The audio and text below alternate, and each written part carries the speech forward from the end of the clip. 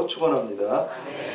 저는 이사를 예전에 자주 다녔어요. 막 2년, 3년 이렇게 전세 때문에. 근데 이사를 자주 다녔는데 항상 이사하다 보면 짐 정리를 하잖아요. 그리고 이제 버릴 건 많이 버려야 되니까 집도 좁으니까 다 버려야 되고 그래서 보면은 신발장 특히 정리할 때 신발장은 딱 신발은 두 가지로 분류가 돼요.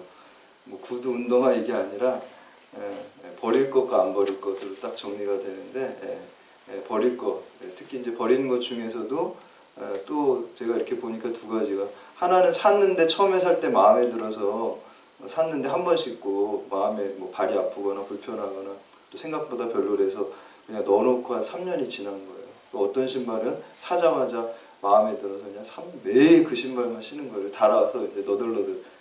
근데 이제 버리긴 버리는데 너무 틀리죠. 완전 본질적으로 틀리죠. 하나는 안 신었는데 그냥 새 거 같은데도 시간이 지나가지고 제가 저희 집사람한테 이거 버릴까 말까 물어보니까 3년 동안 안 신었으면 30년도 안 신는다고 버리는 간단하더라. 3년 안 신으면 계속 안 신는다는 거예요. 잘 버리지는 않지만 그래도 이제 거의 새 거 같은데 버리게 되고 또 하나는 그건 되게 아까운 거죠. 근데 하나는 다 낡아가지고 버리지만 그거는 수명이다. 3년 동안 또 4년 동안 그게 내가 즐겁게 신고 내가 편하게 신고 우리 쓰임받아서 버리는 거잖아요. 저는 우리 인생도 마찬가지인 것 같아요. 우리가 언젠가 다 주님 앞에 서는데 몸 사려가지고 그냥 연하는 다 됐는데 그냥 아무것도 쓰임도 안 받아가지고 그냥 새 거 같이 그냥 이렇게 새 신발처럼 쓰임도 못 받은 그런 신발처럼 주님 앞에 설 수도 있고 정말 열심히 주일에 그냥 쓰임을 여기저기 많이 받아가지고 달아 없어져가지고 너덜너덜한 신발처럼 주님 앞에 설 수가 있습니다. 그래서 여러분 그 후자처럼 주님 일을 위해서 다 쓰임 받아가지고 그냥 다 떨어진 신발같이 주님 앞에 서기를 주님의 이름으로 축복합니다.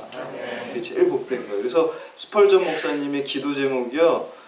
그 유명한 말이 있잖아요. 내가 아무것도 안 해서 녹슨 인생이 아니라 주님 일에 너무너무 쓰임 받아가지고 주님이 그냥 나를 쓰길 좋아가지고 계속 나만 쓴 거예요.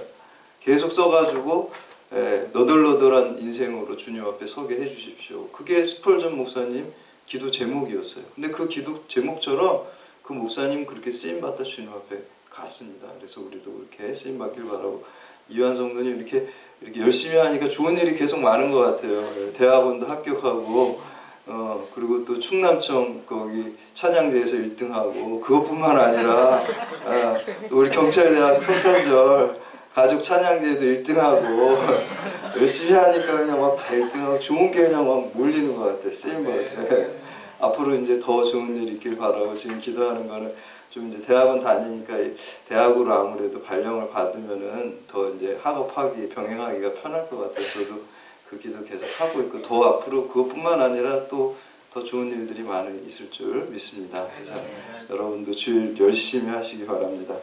우리 로마서는 이 사도 바울이 기록한 기독교 진리를 기록한 이 진수라고 했습니다. 근데 그 중에서도 진수가 구원론이에요. 어떻게 보면 우리가 왜 하나님을 믿는가 가만히 생각해 보면 구원받기 위해서거든요. 사실은 구원받는다는 거는 영원한 생명을 얻기 위해서 받는 거죠. 구원론, 이론이라는 건 항상 어떤 물음을 던지면 그 물음에 대해서 대답하는 사람이 이런 사람 저런 사람 여러 대답들이 나오죠. 그 하나의 대답을 우리가 이론이라고 그래요. 그럼 어떤 이론일까요? 구원론이라는. 어떻게 하면 구원받을 수 있을까? 어떻게 하면 영원한 생명을 얻을 수 있을까? 이 물음에 대해서, 이 질문에 대해서 대답한 게 그것이 구원론이라고 우리가 얘기를 하는 것입니다. 그래서 오늘 사도 바울은 로마서 처음부터 특히 우리가 지금 4장 처음 보게 되는데 앞에 1장부터 3장은 뭘 했냐면요. 인간 스스로 구원받을 수 없다라는 걸 전제로 깔아놓고 계속 얘기를 하고 있어요. 그리고 오늘 본문 4장은 두 사람의 인물을 얘기를 하죠. 아브라함과 다윗을 얘기를 해요. 이거 참 좋은 글쓰기예요. 사실은 제가 이렇게 보면서 바울이 학자라서 글 쓰는 거 자기 주장하고 그냥 무대뽀로 주장을 우기는 게 아니라 그 이론을 설명하고 또 예를 들어서 그 주장에 대해서 계속 뒷받침하는 이런 형식을 취한 거예요. 그래서 참 로마서 우리가 성경을 보면서도 그런 점을 또 배울 수가 있어요. 그래서 우리가 다 아는 거 믿음으로 구원받는다. 이 주장을 사도 바울로부터 구원론에 대해서 배우게 됐는데 오늘은 두 사람을 갖다가 예를 들어서 그 주장을 뒷받침하는 것을 볼 수가 있습니다. 그래서 오늘 우리가 믿음으로 구원받는다 다 아는 것 같지만 오늘 말씀을 통해서 특히 이제 아브라함의 예, 또 다윗의 예를 통해서 그 믿음을 더욱더 확증하는 시간 되시기를 주님의 이름으로 축원합니다. 첫 번째, 이 아브라함은 약속하신 메시아를 믿음으로 의롭다함을 얻었습니다. 여러분, 양적인 면으로 볼 때는요, 예수님보다 아브라함이 더 양적으로 영향력이 현재 더 커요. 왜냐하면 우리가 예수님은 우리 기독교에서만 구세주로 이렇게 고백을 하잖아요. 근데 이 아브라함은요, 우리 기독교에서도 믿음의 조상이라고 할 뿐만 아니라 유대교에서도 믿음의 조상이라고 그러고요, 또 이슬람에서도 그래요. 왜냐하면 이스마엘 있잖아요. 하란, 그 이스마엘을 통해서, 하가를 통해서 이렇게 얻은 이스마엘을 또 후손들이 그 이슬람이잖아요. 그래서 거기서도 아브라함을 자기네 조상이라. 그래서 대체적으로 인구를 기독교 인구, 유대교 인구, 또 이슬람 인구를 이렇게 합치니까 한 38억이 돼요.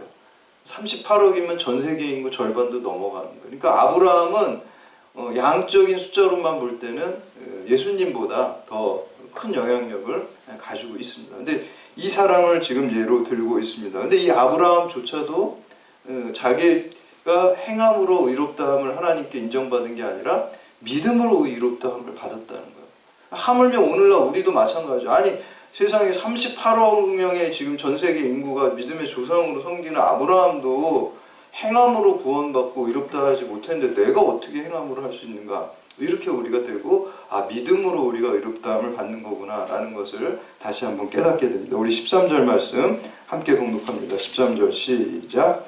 아브라함이나 그 후손에게 세상의 상속자가 되리라고 하신 언약은 율법으로 말미암은 것이 아니요 오직 믿음의 의로 말미암은 것이다. 아멘.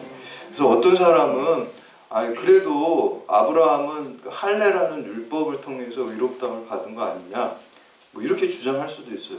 근데 그거 틀린 거예요. 왜냐하면 창세기를 우리가 가만히 보면은 할례 받는 건 17장에 나오고요, 그리고 의롭다함을 받은 거는 15장에 나와요.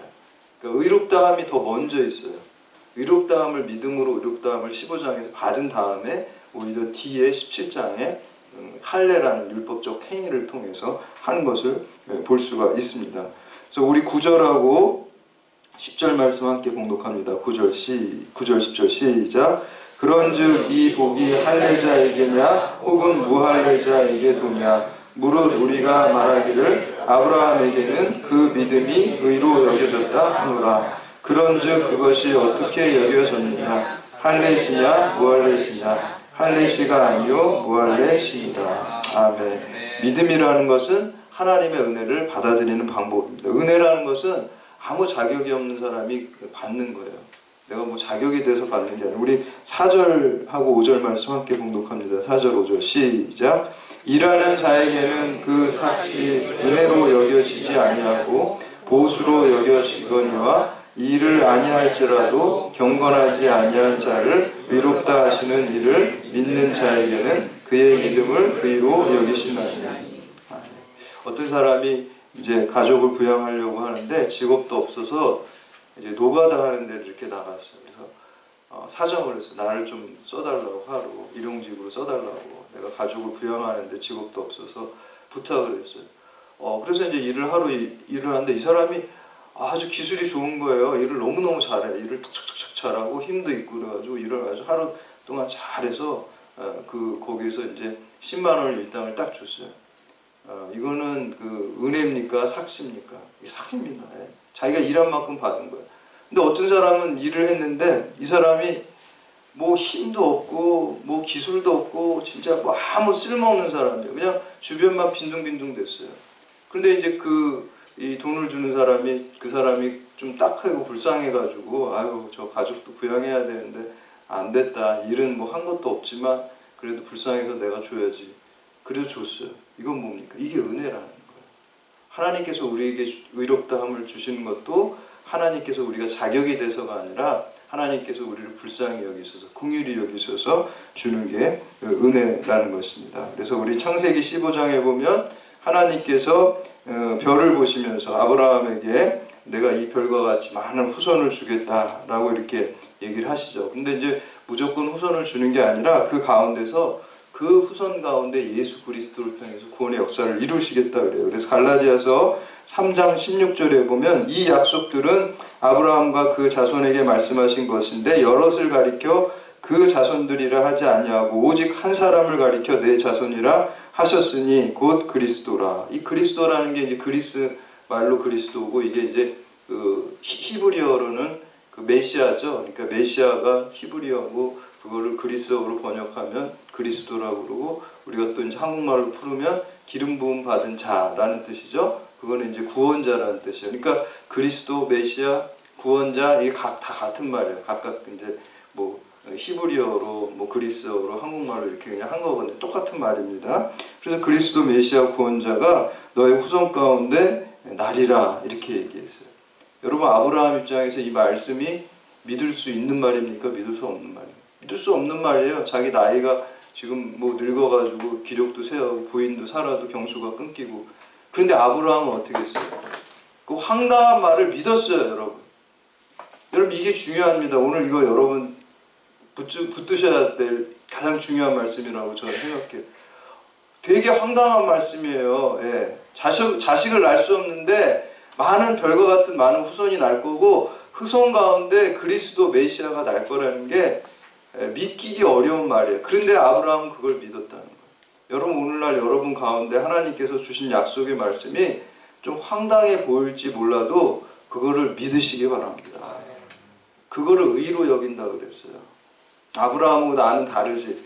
이렇게 생각하면 안 돼요. 믿음. 아브라함하고 나랑 똑같다고 생각해요. 아브라함에게 주신 그 말씀은 오늘 하나님께서 그 아브라함의 하나님 나의 하나님이라고 믿으시기 바랍니다. 그래서 저도 사실은 우리 대학교회가 더 부흥되고 뭐 소강당 가는 게 저도 황당하다는 거 저도 잘 압니다. 근데 그게 두 가지예요. 그게 정말 이루어지는 거는 내 마음이 정말 순수하냐라는 거고 하나는 정말 이게 하나님이 뜻하시는 음성인가 이 두 가지가 확신은 반드시 이루어질 줄 믿습니다. 네, 그래서 이렇게 보니까 우리가 그 순수한 마음을 가지고 또 정말 하나님의 영광을 드러내고 이 경찰대학이 세계적으로 하나님의 대학으로 쓰임받기 원하는 소원을 가지고 여러분들이 기도하고 하나님의 뜻을 붙들면 하나님 못하실 게 어디 있어요. 그래서 여러분 선을 긋지 마시기 바랍니다. 기도하시기 바라고 더군다나 우리가 지금 보니까 또 어저께도 우리 그 여기 박서진 성도한테 이렇게 왔는데 인도네시아에서 또 이제 석사 학생들이 왔는데 크리스찬이 3명이 있대요. 그래서 3명이 이제 내일 잠깐 제 방에서 만나고 이제 예배 드리는데 이제 영어를 해야 되니까 어떻게 할까 그것도 좀 이제 의논을 하고 또 영어 잘하시는 성도분들은 그 오시면 다른 분들은 친절한 마음이 있어도 이렇게 친절한 마음을 표현을 못 한단 말이에요. 저희 와이프랑 그 예전에 그 필리핀에 한번 아는 목사님 댁에 나는 갔는데 저희 집사람이 내가 친절한 마음이 있는데 친절한 마음을 표현을 못 하겠다고 그런 얘기를 했는데 영어 잘하시는 성도들은 혹시 이제 인도네시아 분들이 오면 적극적으로 가셔가지고 말도 걸고 이렇게 안내해 주시고 그렇게 해야 돼요. 괜히 멀뚱멀뚱하고 있으면 여기 그래서 오셔서 해야 돼요. 이 친교가 굉장히 중요합니다, 여러분. 왜냐하면 제가 그 은사 중에 그 유동식 교수님이라고 연대 신학과 교수 지금 거의 100세 가까우신 분이 있어요. 풍류신학이라고 그 유명한 한국 신학계의 핵을 근 분인데 며칠 전에 제가 그분 글을 봐서 아직도 살아계세요. 연희동에 지금도 그냥 단독주택에 사시는데 본인 아들이 그 건축학과 교수인데 그걸 지어줬다 그러더라고요. 근데 사모님도 돌아가시고 혼자 사는데 무슨 낙으로 사냐 그러니까 일주일에 한 번 연세대학 교회를 나간다 그래요. 저도 예전에 철학과 다닐 때 그 옆에 살아가지고 대학교회를 제가 몇 년 다녔거든요. 연세대학 교회를 다녔거든요. 별로 거기 인원도 주일날 많이 모이지 않아요. 사실 뭐 100명도 채 안 되는 것 같아요. 그 교수님들 몇 번 오시고 이렇게 하고 그러는데 그 교수님이 그 글에다가 뭐를 썼냐면은 자기는 일주일에 한 번 교회 가서 그 대학교회 가서 예배 드리고 그 옆에서 곰탕 먹고 친교하는 거 교제하는 게 그 낙으로 굉장히 산다 그래요. 여러분 굉장히 중요합니다. 그래서 여러분 이렇게 오실 때 친교가 굉장히 중요해요. 우리 교회는 우리 늘 끝나면 이렇게 교제 나누고 그런 거에 있잖아요. 그게 예배 연속이 되는 겁니다. 그래서 굉장히 중요한 것이죠. 그래서 여러분 새 신자가 오면 그냥 모른 척 하지 말고 적극적으로 다가가서 그게 주의를 하는 거예요, 사실. 특히 이제 영어 잘하시는 분들, 인도네시아 분들은 꼭 적극적으로 말도 시키고 안내도 해주시고 이렇게 친교하시기 바랍니다. 이렇게 믿음으로 의롭다 한 받았습니다. 그리고 두 번째 이제 다윗입니다. 다윗은 하나님의 용서를 믿고 자복함으로 의롭다함을 얻었습니다. 바울이 아브라함에 이어서 다윗을 두고, 그러니까 이스라엘 사람들이 가장 존경하는 두 사람 중에 하나가 구약의 이제 아브라함과 다윗이에요. 그래서 여러분 마태복음 1장 1절에 예수 그리스도의 족보 나올 때 제일 처음에 나오는 사람이 1장 1절에 아브라함과 다윗의 자손 예수 그리스도라고 그래요. 그래서 이 두 사람을 예로 드린 거예요. 지금 이스라엘 국기 있죠? 국기가 이렇게 삼각형 두 개 이렇게 된 거 별이잖아요. 우리가 일반 별하고 이게 다윗의 별이에요. 사실 다윗의 별. 그러니까 다윗을 얼마나 존경해요. 국기에도 지금 넣어놨잖아요. 레바논 같은 나라는 그 레바논의 그 백향목 삼나무가 들어가 있어요. 그리고 캄보디아는 앙코르와트가 들어가 있잖아요. 가장 대표하는 거를 거기다 넣는 것을 볼 수가 있습니다. 우리 6절하고 7절 말씀 함께 봉독합니다. 6절에서 8절까지 말씀 함께 봉독하시겠습니다. 시작. 이러한 것이 없이 하나님께 의로 여기심을 받은 사람의 복에 대하여 대하시 말한가. 불법이 사함을 받고 죄가 가려짐을 받은 사람들은 복이 있고 주께서 그 죄를 인정하시지 아니하실 사람은 복이 있도다 함과 같습니다. 아멘. 여러분이 다윗은 정말 드라마틱한 인생을 살았잖아요. 여러분 다 아시는데 뭐 어떤 죄를 졌습니까? 자기 충신 부하의 아내를 범한 죄를 졌죠. 근데 다윗의 가장 큰 장점 하나 말하라면은 즉각 회개하는 거예요. 그럼 그거 꼭 해야 됩니다. 우리가 키에르케고르란 철학자가 그런 얘기를 하잖아요. 우리가 죄를 짓는 것은 인간적이다. 죄를 그렇다고 너무 인간적으로 많이 지면 안 되고요. 예. 죄를 짓는 건 인간적이래요. 실수가 있고 부족함이 있잖아요. 인간이니까 짓잖아요. 그러나 죄악에 계속 머무르는 거는 마귀적이다. 계속 머무르는 안 돼. 그 인간 계속 죄를 지으면 그거는 마귀적이래. 죄를 져서 회개하고 돌아서야지 인간적이라는. 우리가 하나님 앞에 돌아서야 되는 회개의 대표자가 바로 다윗입니다. 그래서 시편 32편에 내가 입을 열지 아니할 때 종일 신음함으로 내 뼈가 쇠하였도다. 그러나 하나님께서 용서하시고 또 이렇게 시편 32편에 이렇게 얘기하죠. 허물의 사함을 받고 자신의 죄가 가려진 자는 복이 있도다. 왕이면 돈이 많은 게 복이 있는 게 아니라요. 권력 있는 게 복이 있는 게 아니라 허물의 사함을 받고. 허물이라는 거하고 죄하고 어떻게 틀릴까요? 허물이라는 것은 내가 잘못한 게 밖으로 드러난 거예요. 보이는 거예요. 그게 용서함을 받는 거고요. 죄라는 것은 좀 더 큰 개념이에요. 드러난 것도 포함되지만 내 마음속에 남들은 모르는 거 있잖아요. 그것까지도 가리움을 받았다는 거예요. 그래서 예수님께서 위해서 우리가 죄 사함을 받고 용서받은 것이 가장 큰 축복이라는 것입니다. 그래서 우리가 이 죄를 갖다가 하나님 앞에 드러내야 돼요. 여러분 병이 걸렸고 암이 걸렸는데 의사한테 가가지고 어디가 아프세요? 그럼 어떻게 해요?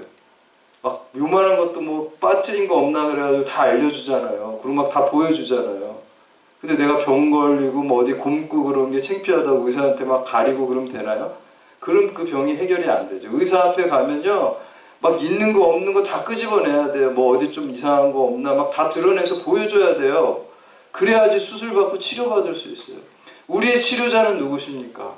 예수 그리스도입니다. 그래서 예수님 앞에 가면 우리가 우리의 죄를 다 토설하고 다 들여보내줘야지 그거를 가리우면 안 돼. 그래야지 치료받고 또 받을 수 있는. 그런데 그런 게 있어요. 예전에 제가 어떤 그 유기성 목사님 그 세미나를 갔는데 그분 세미나가 막 1000명 정도 모이는데 어떤 여자분이 올라와서 간증같이 이렇게 하는데 자기가 이제 그 유부녀인데 어떤 유부남 만나서 막 바람 피우고 모텔 가고 이런 거를 막 간증하고 회개하는 걸 막 하더라고. 이렇게 이제 그 죄를 이제 고백하는 거죠. 근데 이제 소그룹 모임 이렇게 하는데 어떤 목사님이 그러시더라고.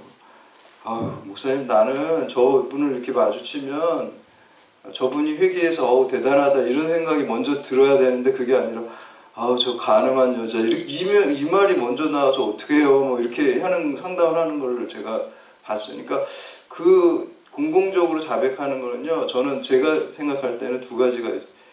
1907년에 평양 대부흥에서 자기 죄를 공개적으로 막 자백했어요. 근데 공개적으로 자백하는 거는요. 성령의 특별한 역사가 있을 때 그렇게 하시면 됩니다. 성령의 강권하실 수 있으면 공개적으로 자기 죄를 고백해도 됩니다. 그리고 존 웨슬리 목사님은요, 우리 속회 모임, 지금 속회 문과라고 있죠. 원래 그 소그룹 모임을 그 존 웨슬리 목사님이 가장 원조로 먼저 하셨어요. 이름이 바뀌어서 뭐 셀이라는 이름으로, 목장이라는 이름으로 여러 가지 나왔지만 처음 그 속회 모임, 근데 속회 모임에서는 어땠냐면 하나님을 말씀 읽고 찬양하고 기도 순서가 쭉 있고, 그리고 소그룹이니까 되게 친밀하잖아요. 아까 그 유동식 교수님 친밀한 교제가 너무 좋다 그러잖아요. 가족처럼 이 교제하면서 자기 죄를 고백해요, 성도들 앞에서. 그럼 같이 기도해주고 그런 순서를 갖게 돼. 근데 그게요, 조심해야 될 게 강압적으로 안 하면 안 된다는 거예요. 근본적으로는 은밀한 죄는 하나님 앞에 다 고백하고 토설하는 거는 필수입니다. 그런데 사람들 앞에서 공개적으로 하는 거는 필수는 아니라는 거예요. 그거는 선택사항이에요. 그거는 우리가 하나님이 강권하심이 있거나 공동체 이익으로 해서나 자기 어떤 몰바로 잡기 위해서는 할 수 있지만, 그거를 필수적으로 다 공개적으로 할 필요는 없다는 것입니다. 그래서 그거 우리가 좀 명심해야 되고요. 다윗은 이렇게 토설해요. 마지막으로 세 번째, 예수 그리스도를 믿음으로 제사함과 의로함을 받게 되는 것입니다. 그래서 우리가 과거 이스라엘 백성들 1년 중에 가장 뜻깊은 날 중에 속죄일, 대속죄일에는 대제사장이요, 그 지성소에 들어가서 그 어린 양의 피를 갖다가요, 여러분 법궤가 있잖아요. 법궤 위에 그 시은자라 그래요. 그 뚜껑을. 거기에 하나님이 임재하신다 그러거든요. 거기에 피를 이렇게 뿌리게 돼요. 피를 뿌리게 되면은 그 법궤 안에 뭐가 있습니까? 여러분 잘 알고 있지만 세 가지가 있죠. 그 십계명 돌짝이 있고, 아론의 쌍난 지팡이가 있고, 그리고 만나 항아리가 있어요.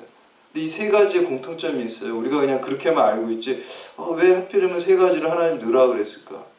이 세 가지가 다 공통점이 뭐냐면, 십계명 돌파는요, 이스라엘 백성이 잘못해가지고 하나님 막 집어 던진 것까지 다 들어가 있어요. 이스라엘 백성이 믿지 못하는 죄악된 모습이 깨어진 돌짝에 있고요. 그 다음에 아론의 쌍난 지팡이도 고라일 땅이 저주받은 사건이잖아요. 만나 항아리는 뭐예요? 만나를 그렇게 하나님 축복 주셨는데 불평불만했잖아요. 그러니까 이 세 가지의 공통점은 인간의 죄악상의 상징이에요. 그거를 언약궤로 덮어놓고 그 위에다 예수 그리스도의 피를 뿌리면 피가 그걸 다 가려준다는 그런 의미가 있습니다. 그래서 오늘날 우리의 죄악, 하나님께서 우리를 죄를 십자가 보혈로 덮으신 것을 믿고 그 십자가 보혈만으로 구원받는 그 확신을 붙으시기를 바랍니다. 개 중에는, 우리 신학자 중에는 뭐 다원주의다 뭐다 얘기해서 예수님으로도 구원받지만 다른 길로 또 구원받는다는 그런 얘기, 그거 절대 아닙니다. 그건 기독교가 아닙니다. 오직 예수 그리스도 십자가 보혈로만 구원받는다는 확신, 그 진리를 다시 한번 확고하게 하시는 여러분들 다 되시기를 주님의 이름으로 축원합니다. 이제 다 같이 자리에서